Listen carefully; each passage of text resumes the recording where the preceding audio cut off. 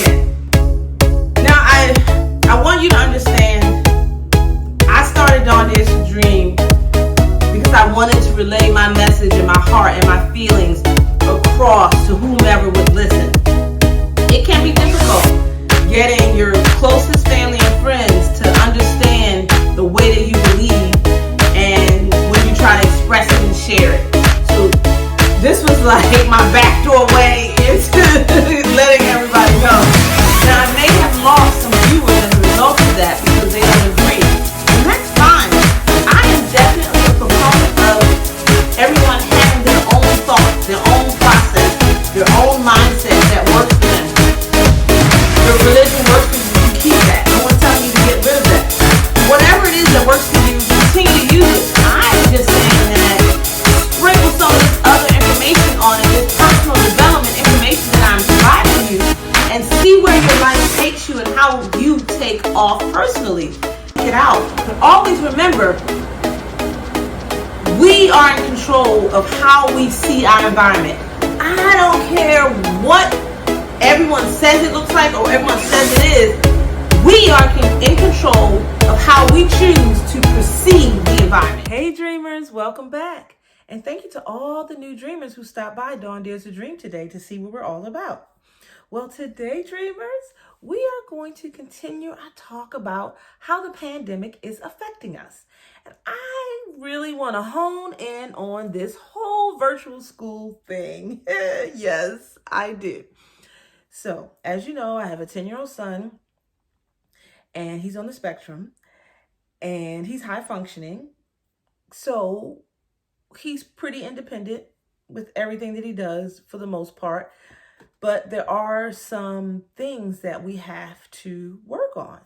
So we're doing this virtual school, and he is in the SPED program, which means he gets special services. Now the question is, how do those services translate from being in school to being at home with me? They don't transfer very well. I think everyone seems to forget that he's still in the SPED program and he still needs assistance, but it's seeming like it's a little bit difficult to get the assistance that I need or that he needs. Now, this was initially how the school went. So this was for the first 9 weeks. So I'm going to say about week 2 into the first 9 weeks, I requested that we have a meeting with the SPED people and with his teachers because we needed a better game plan, because for the first 2 weeks of school, he was missing a lot of information. For instance, they have a virtual schedule that they provide, that they say, this is what we're going to follow each day. But guess what? They don't follow the same schedule every day. So how is he supposed to know how to keep up and remember and recall what to do? And how am I supposed to know what I am reinforcing? I don't, because I need more information. And he has is taken out of class to go to another teacher for like 20 minutes a day to brush up on other skills. So he's supposed to leave one virtual class, and then log in Zoom to another virtual class.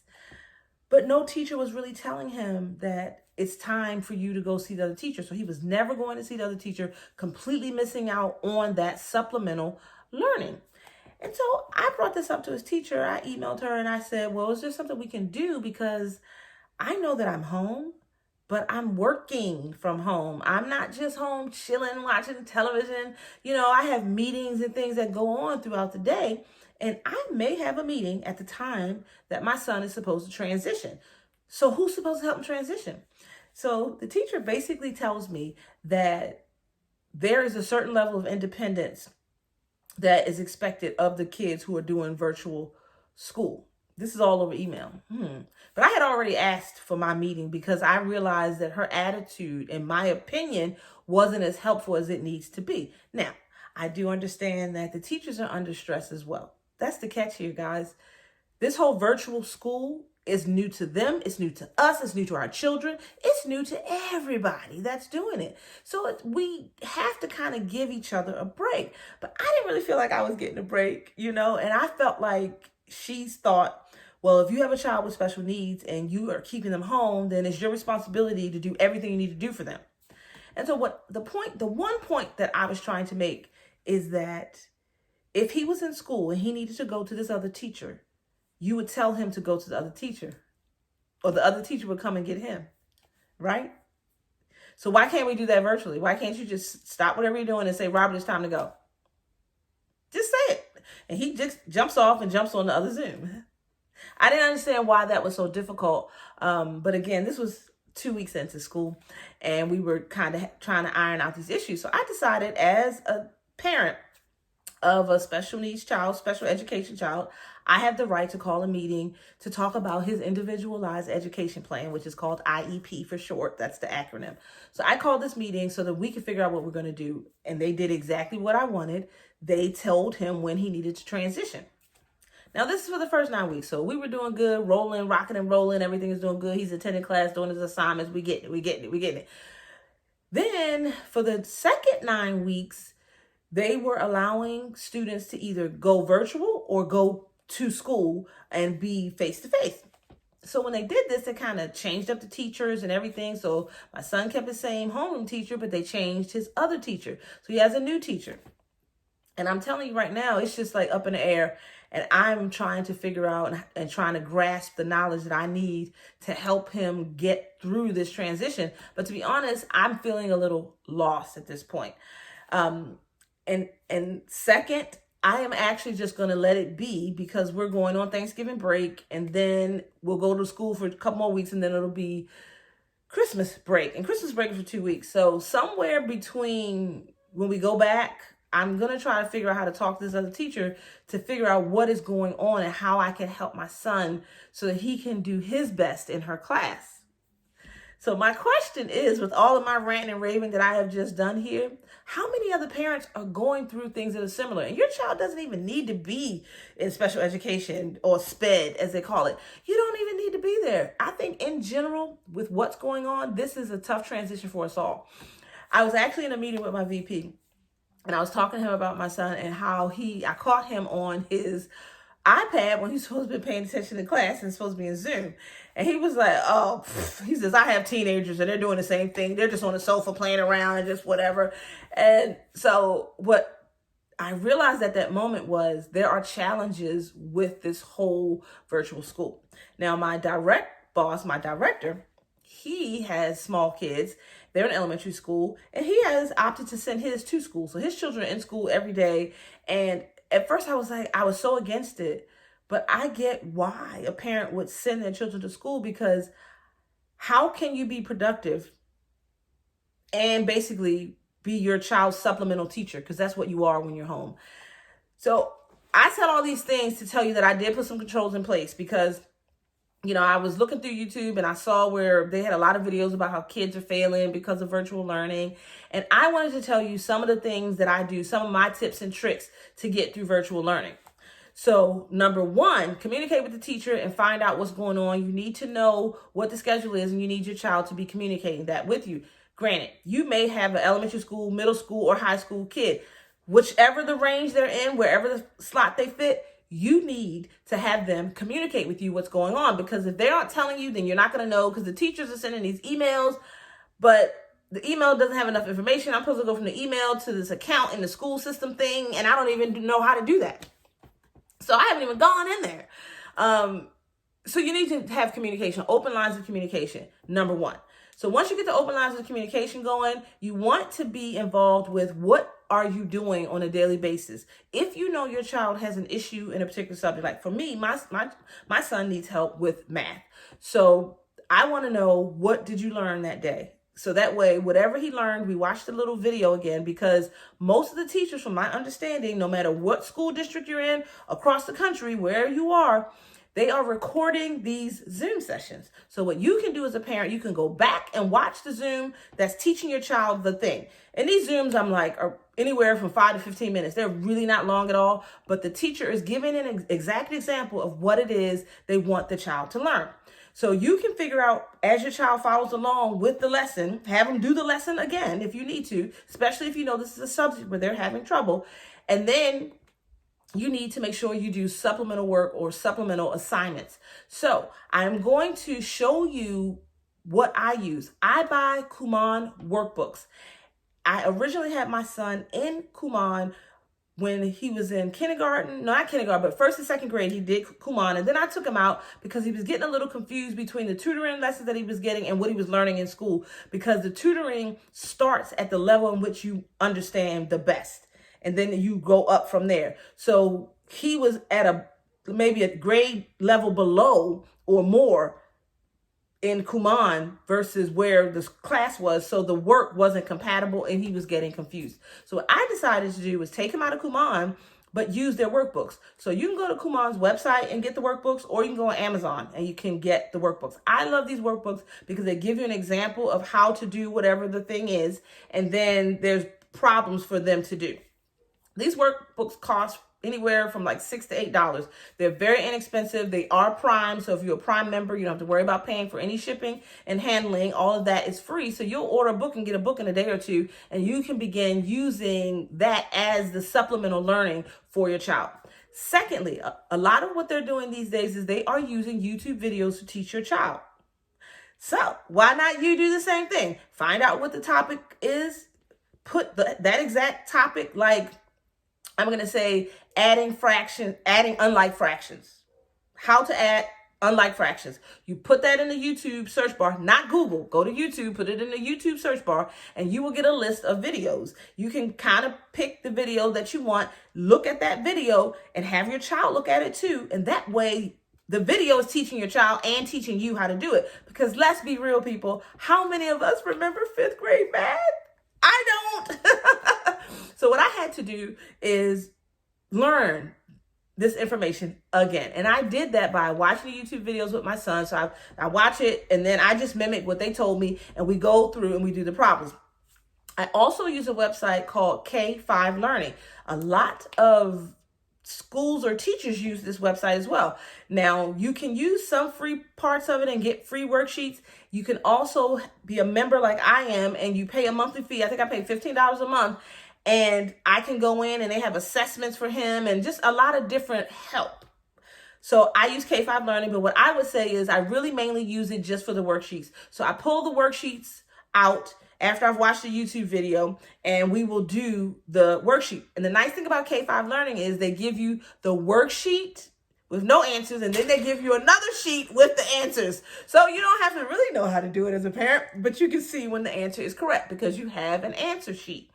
So these are the I think I gave you 3 tips what I do. I use Kumon workbooks, I use K5 Learning worksheets, and as for the teaching part or for the tutor, my virtual tutor is YouTube. And also remember, the 4th thing I'm telling you is the teachers are recording their Zoom sessions so you can go back in and have your child watch them again. Now, before they take a test, when you know a test is coming up and you're not sure what's on that test and you know that it's a subject your child doesn't do well in, email the teacher, jump your face in Zoom and be like, what are they needing for this test? You know, the teacher will answer you. You know, it's okay. It's your child. Because 9 times out of 10, all the kids in the room probably don't even know what the test is on either. You know, they don't really recall. So if you ask the question, the teacher answers, everybody wins. So just make sure that, like I said, communication is key. It's the best thing that you can do for you and your child during this virtual learning. Because I'm telling you, I have been frustrated myself a lot along this journey. And I've been thinking, maybe I need to send him back to school. You think I need to send him to school?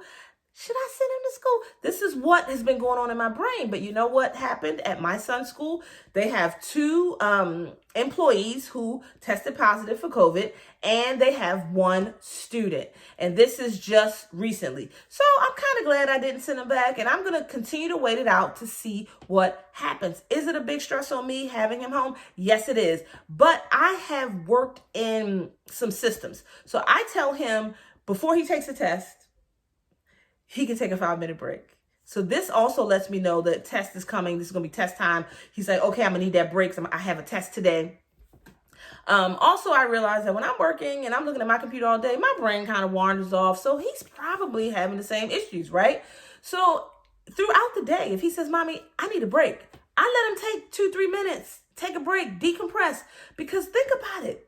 If you have a computer job, are you working at your computer all day for 8 hours straight with no break outside of your lunch? are you really doing that? No, we're not doing that. We're on our email. We're doing all kinds of things. We do some work. Oh, we pause. We listen to some music. And these children do not have all these options because they're sitting in basically their virtual classroom and they can't really do all those things that we do to decompress. So we have to make that space for them. Even if the school hasn't made the space, I make the space for my son. And I'm telling you, it's helpful, especially before he's going to take a test. It's helpful for him to just breathe, to do something and get his mind off of it and then go back and focus on what he has to do. So that is something else that we do. And I can't remember, but I feel like in the beginning, he was coming every 5 seconds, asking questions, and I have to work. I told him this isn't going to work. So what we're going to do is I'm going to let you know when I'm free and available for you to come in and chat with me and let me know what you need help on. I said, because I get off work at 5 p.m. So that is the time when I really can talk to you. I said, so either you're going to wait till 5 p.m. or you are going to wait for the time that I place in the day to talk to you, because I cannot be at his every beck and call because I'm his mother and I'm at home, because technically, just like he's in virtual school, I'm virtually working, right? Yes. So I'm hoping that some of these tips really helped you, because I know as a parent, it is difficult. And I only have one child. I cannot imagine what you guys are doing who have 2, 3, 4, 5 kids at home. And they're all doing virtual learning. I can't imagine. So, but I hope these tips help a little bit. So now what I'm going to do, I'm going to show you the workbooks that I use, and I'm going to show you some K-5 learning worksheets. Okay, so I have my iPad so that you can see the K-5 learning website. So you see that? So you just type in k5learning.com. And I'm going to show you the actual place where you find the worksheets. Now, you can Google K5 Learning free worksheets, and so free worksheets should pop up. But I'm going to show you where I go in with my paid account and the different types of worksheets that they have available. So you see the green, the blue across the top right here with the green in the middle. It says worksheets. When you click on that, it takes you to this area right here.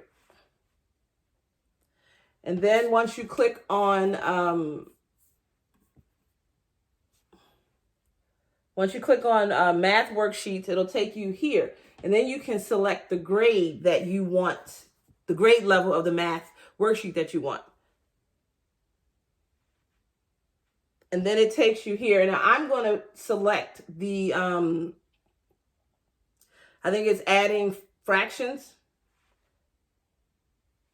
And it takes you there, and then you get to select which worksheet that you actually want. And so it takes you here, and then you see all the green tabs where it says worksheet 1, 2, 3, 4, 5, 6. So then I'm going to select the first one, and then your worksheet comes up. But if you scroll, let me see which way this goes this way. If you scroll, the answer sheet is down here at the bottom as well, you see? So that's the nice thing about K5 Learning. And they have all type of math that is associated with the grade level that your child is on. So if you need some supplemental problems to give them, this is a free route. I did not log in my account to get to that information. That was a part of the free thing. So go to K5 Learning, and I believe you can get some worksheets for free. What I do is I print them out. So this is a printed worksheet, adding unlike fractions, but this is the one with the answer key. This is another answer key. I guess I have all the answer keys because I give him, and this would be one that Robert would use. So I use K5 Learning, as you can see, for real. See all of these Kumon workbooks? These are all Kumon workbooks, okay? So whatever issue that your child has, they have like reading and writing and math is mainly what Kumon has. So we have issues with word problems. Word problems are a big, big deal in my house. So as you can see what happens, I'm going to show you a page of his work.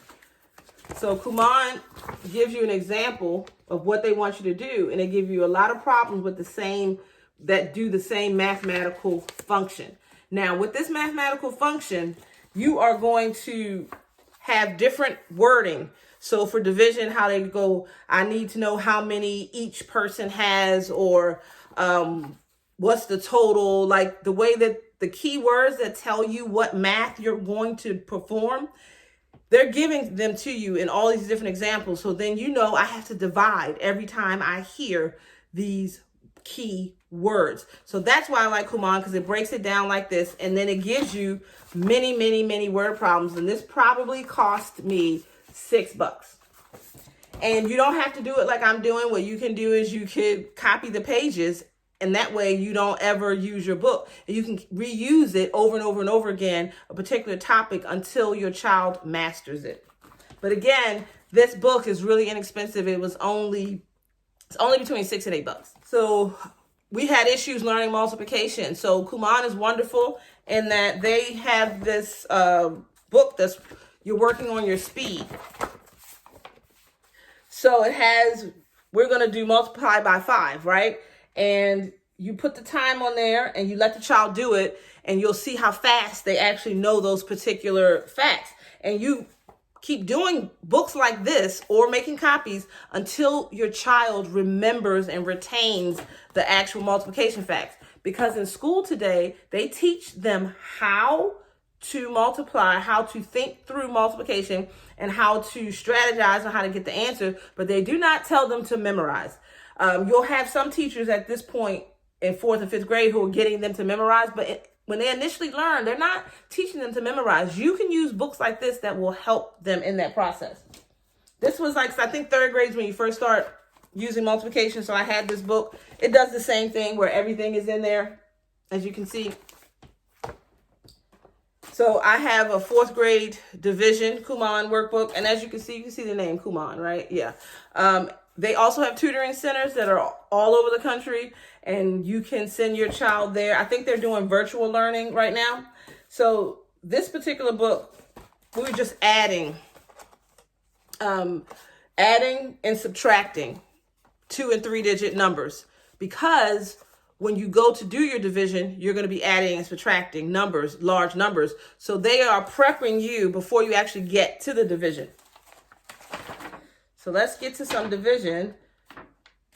So then they do a little bit of multiplication for you as well, because you know when you do division, you add, subtract, you multiply, right? Well, really you subtract. You multiply and you subtract is what you do. And then they started with the division. And they started with the simple division, you know, of the simple multiplication facts.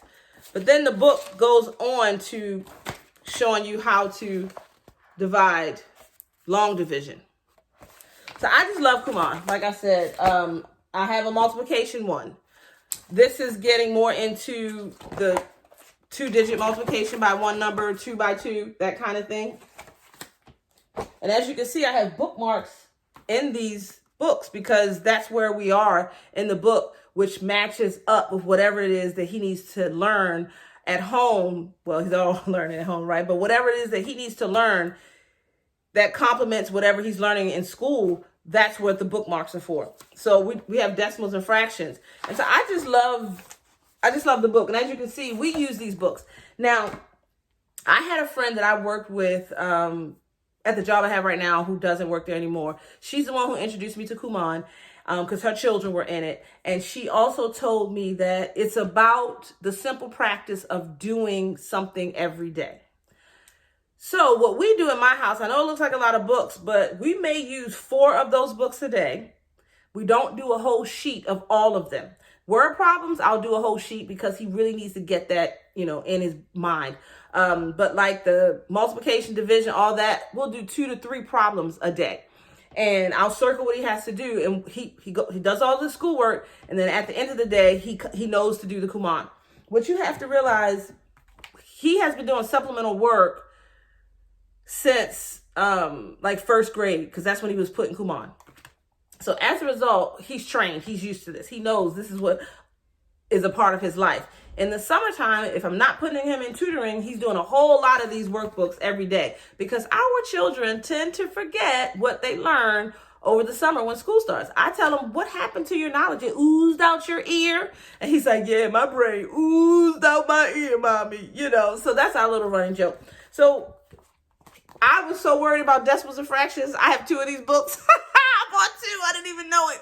But I'm saying this to you and I'm showing you these things to show you what it is that I do at home. It is not easy for me being a single parent with everything that I have going on. Like I said, I have a demanding career and I have to do my job. And I know that they're sitting at home wondering, how in the world is she able to deliver what we need? And we know she's a single parent and we know her son is on the spectrum. But the thing they don't know about the bipolar part. But remember, when I talked about the bipolar series, if you watch that, I like to use what could be looked at as a deficiency, as a positive thing that is something that fuels me.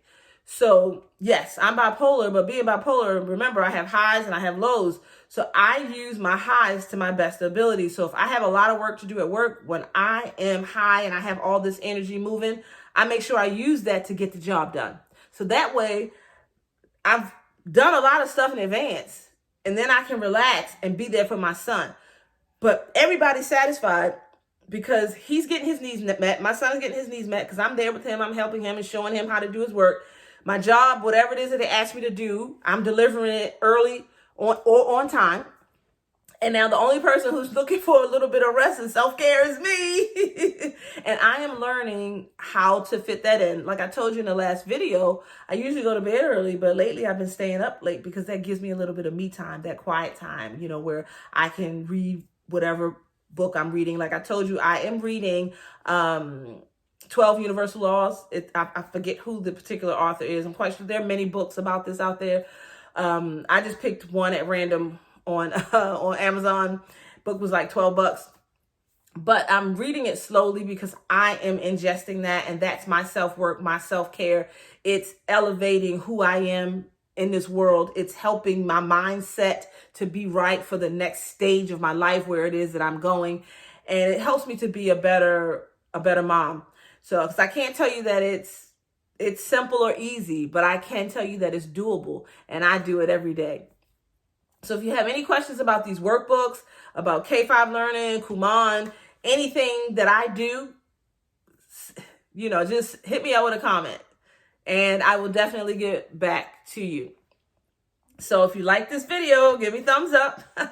Remember, there's a share button down here. I'm telling you, there are a lot of parents out there who need to hear this information about how to do the supplemental learning for their kids and where to get the information from.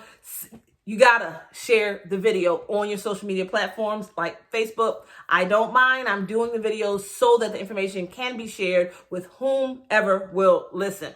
Also, up here, I am going to place the playlist for this series, which is going to be about 4 or 5 videos. And we are talking about in these videos the pandemic and how is it impacting you. Yesterday was just like, pandemic stress. How are you dealing with it? And today we're talking about the virtual schooling. How is that working out for you? And I also hit a little bit on working remotely, but that's going to be the next video. We're going to talk about how is working from home.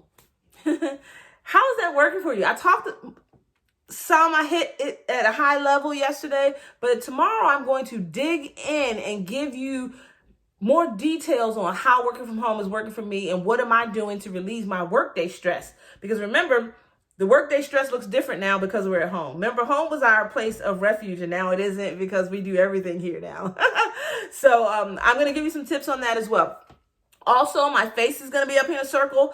And so if you see my face and you have not subscribed, click on my face, select the gray bell, select all, and that way you'll be subscribed to my YouTube channel and you'll be notified to all the new content that I place up here to YouTube. And I'm also going to have one other playlist up here. It's called Pandemic. The one list is Pandemic Life, and the other playlist is going to be fun, pandemic fun with the family during the pandemic. I'm going to place that up there as well because I want you guys to know I'm trying to figure out my new normal and what that looks like for me and my family and how we can maneuver around in this COVID-19 era safely. So we have been going out and doing some outings that are outside, and we've been having a lot of fun, and that is also helping to relieve a lot of stress around here. So I thank you for hanging out with me today, and thank you for listening to me. Have a great day, dreamers.